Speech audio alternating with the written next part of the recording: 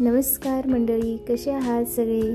तर आजचा हा व्हिडिओ तुमच्यासोबत शेअर करायला मला खूप आनंद होतोय, कारण माझ्या चॅनलची थोडक्यात ओळख मी तुम्हाला आज करून देणार आहे। नमस्कार, मी मंजुळा पाटील, मंजुळाज किचन या यूट्यूब चॅनलमध्ये तुमचं मनापासून स्वागत करते।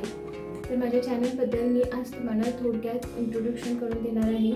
तर माझ्या चॅनलमध्ये तुम्ही काय पाहू शकणार आहात, तुम्हाला कशाबद्दल माहिती मिळणार आहे हे मी तुम्हाला सांगणार आहे। चला तर मग व्हिडिओला सुरुवात करूया।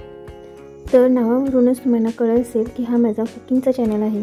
तर तुम्हाला आपल्या या चॅनलवर नवनवीन रेसिपीज तर पाहायला मिळतीलच, त्यासोबतच पारंपरिक आजीच्या काळातल्या तसेच कधीही न पाहिलेल्या रेसिपीज सुद्धा अगदी योग्य प्रमाण व अचूक पद्धत वापरून, तसेच तो पदार्थ का खावा, त्याचे आपल्या शरीराला काय काय फायदे आहेत किंवा होतात हे संपूर्ण अगदी टिप्स व ट्रिक्ससह तुम्हाला या चॅनलवर पाहायला मिळणार आहे।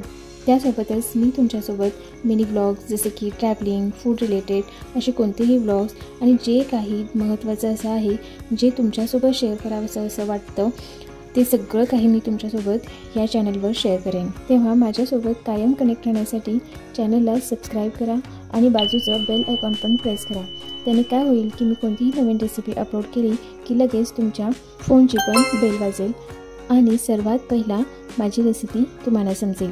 आणि जर तुम्हाला माझे व्हिडिओ आवडले तर लाईक व शेअर तुमच्या मित्रमंडळी नातेवाईकांसोबत शेअर करायला विसरू नका।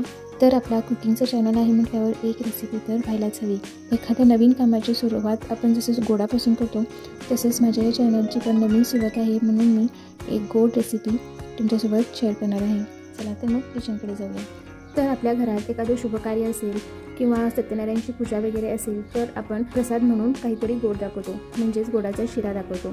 तर ह्या माझ्या चॅनलची सुद्धा नवीन सुरुवात आहे, म्हणून मी तुमच्यासोबत शिऱ्याची रेसिपी शेअर करणार आहे। तर इथं मी 2 मोठे चमचे तूप घेतलं आहे।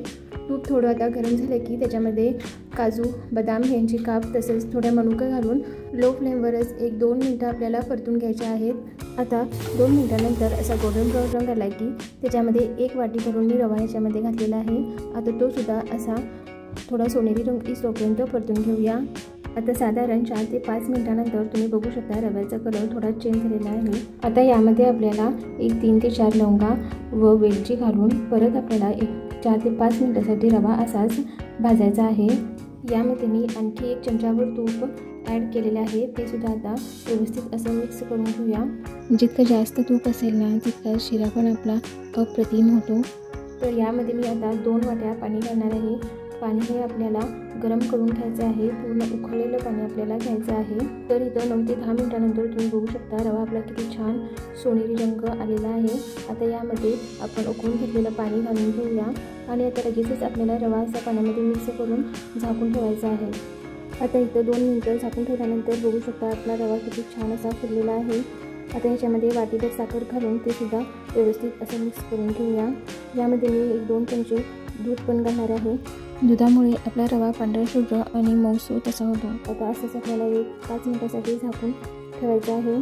तर इथं बघू शकता प्रसादाचा शिरा आपला तयार झालेला आहे। तर आशा करते की तुमचं प्रेम, तुमचं सपोर्ट, तुमचा पाठिंबा असाच माझ्यासोबत कायम राहील व देवापुढे हीच प्रार्थना करते की तुमचा हाच आशीर्वाद मला सबस्क्रिप्शनच्या स्वरूपात दिसू देत। जर व्हिडिओ आवडला तर लाईक, शेअर व सबस्क्राईब करायला विसरू नका। चला तर मग पुन्हा भेटूया एका नवीन रेसिपीसोबत।